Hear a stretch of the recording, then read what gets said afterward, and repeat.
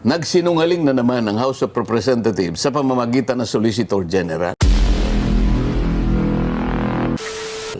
Ang sinasabi mo, nung magpapaliwanag na kami kung ba't kami bumoto ng yes. Opo, yun. Actually, hindi na ako dapat magpaliwanag dahil yung buong privilege speech ko Okay, nandun na. yun na nga po yun eh. Opo. Pero sinamantala ko rin ng konting panahon. Ang sabi ko, Mr. President, nung lalangin po yung dalawang unang tao, Oh, yan. Oho. meron pong kalakip na kapasyahan na sinabi sa kanila Oho. na kanilang dapat na Gawin. talagang huwag ipagwalang bahala. Oho.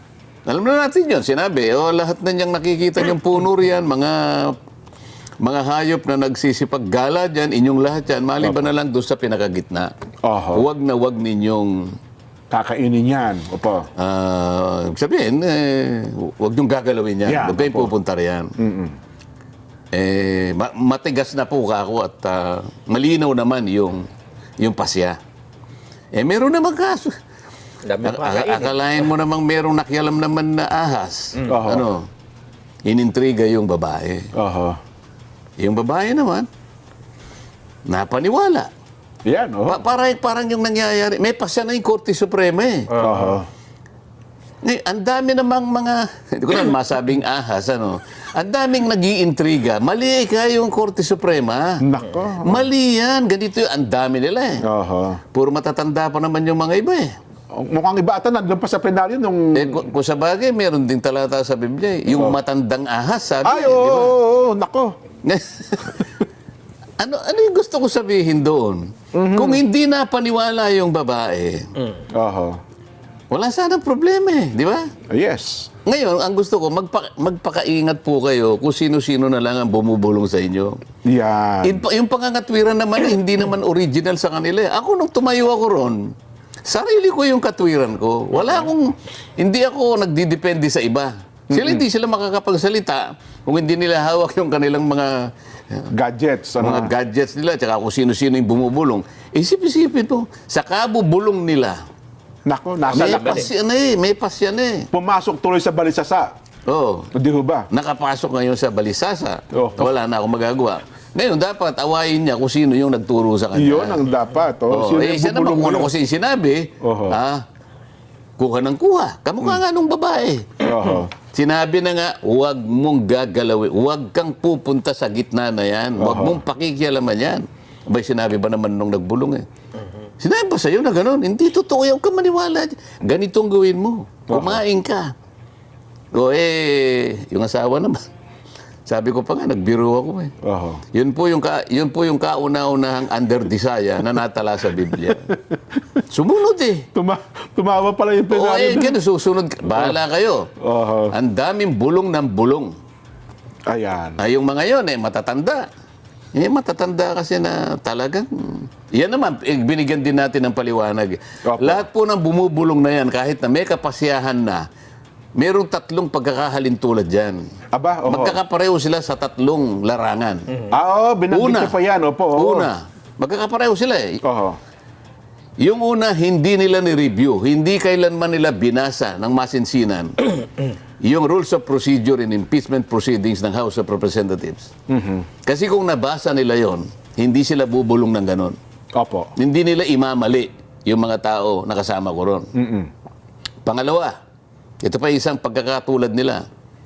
Sila'y paborito ng mainstream media. Suki lagi yung mga yan. Tama kayo. Oho. Pangatlo, wala silang pagmamahal sa mga Duterte. Oho. Di ba? Oho.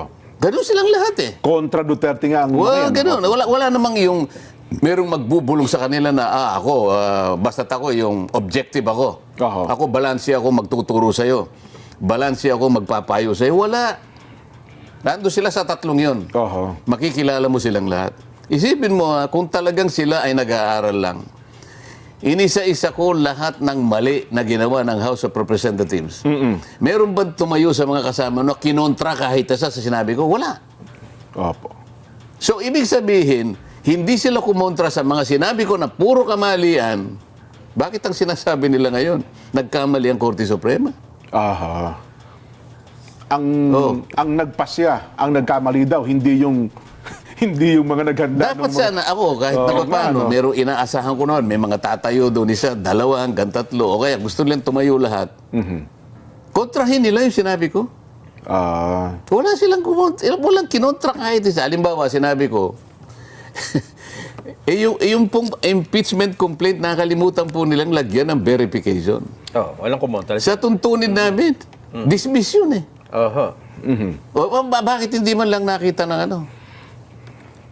Kung halimbawa, natuloy ang impeachment din, Opo. natuloy kunwari. Oo. Ha? Yung unang araw pa lang, ipo-point out ko na eh. Padi-dismiss ko kagad yun eh. Walang verification. Walang verification. Di tapos na kami. Isang araw lang, tapos na eh. Balikan nyo ako yung rules natin. Anong sinasabi dyan?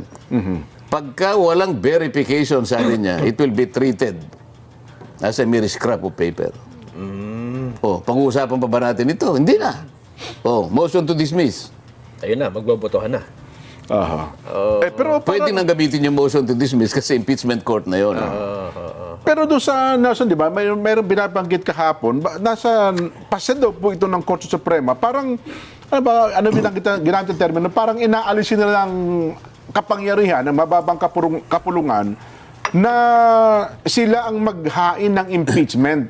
Para daw pinahirap natin ang impeachment process kung susundin ang naging kautusang ito ng Korte Suprema. Ang sinasabi dyan ng mga retired. Yung mga bumubulong yun. Yan, oo.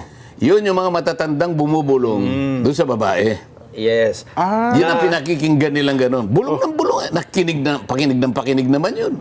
Hindi totoo yun. Naglatag daw ng bagong ano eh.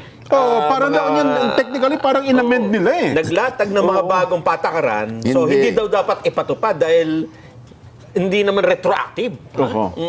Kasi nga, makikinig ka sa mga bumubulong sa'yo. Akala mo naman totoo yung ibinulong. Nasa sa inyo yun. Paano hindi sasabihin ng Korte Suprema yun? Hindi nga nila sinundan yung ano eh. Yung aming rules eh. Ano sinasabi sa rules?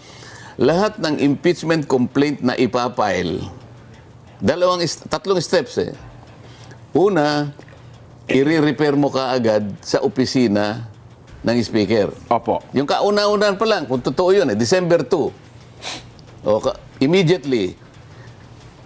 Hindi niya immediately ni-repair. Inamin nila yung unang tatlo na kanilang ipinail na impeachment complaints, ni-repair ng Secretary General sa opisina ng speaker, mahigit 2 buwan nang nakararaan. Immediate ba yun? Hindi. Bakit ngayon ayaw nilang kumontra? Kung mali ako, kontrahin nila yun. Pangalawa, pagka-repair mo sa opisina ng speaker, i-include mo include mo, sabi niya sa rule namin, sa order of business. Yun. Aba, ang yayabang. Noon pong February 5 kanya, yung 4 na impeachment complaints, in-include namin sa order of business. Dala-dala ko po ako, Mr. President, ang kopya ng order of business. Wala to. At bibigyan ko ng kopya yung Secretary ng Senado. At dito po, lahat ng gustong examinin ito, ay malaya po silang i-examine nila po itong dokumentong ito. Wala po ritong naka-include alinman doon sa 4 na impeachment complaints. Ito po, hawak ko po yung kopya. Bakit wala man lang isang pumunta sa akin? Tingnan ko nga. Wala. Alam nila talaga hindi na-include eh. Sabi ko sa kanila, nagsinungaling na naman ang House of Representatives sa pamamagitan ng Solicitor General. Ang ipinakita niya, hindi yung order of business, ang ipinakita niya yung journal. Iba po yung journal, iba yung order of business. Paano sila makikipagdebate sa akin? Kabisado ko yun dahil naging senior deputy majority leader ako. Tama po. Kayo Kaya automatic sinasabi ko doon sa mga bulong ng bulong, lalo na yung matatandang bulongero, hindi man lang nila tiningnan yung rules ng House of Representatives. Ito pa yung pinakamahirap. Pagkatapos na ito'y ma-include mo, kunyari na-include hindi nga na-include. Kunwari lang, aminin natin na-include. Within 3 session days thereafter, i-repair mo sa Committee on Justice. Tanong, meron bang ni-repair sa Committee on Justice? Wala. Puro violation eh. Ngayon, ikakatwira nila. Hindi kasi pinirmahan kasi ng more than one-third. Basahin mo yung rule natin. Pagka ba pinirmahan ng one-third o higit pa, hindi mo na i-refer sa Committee on Justice. Oho. I-refer mo pa rin. Nandun sa Section 2 eh. O, di mali na naman. Oho. Tapos wala pa. So, bakit wala man lang kumontra kahit isa?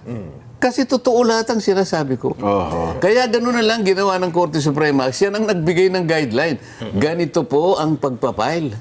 Ayaw pa nila. Oho. Gusto lang sabihin ng Korte Suprema, nakikinig kayo sa mga bumubulong sa inyo eh.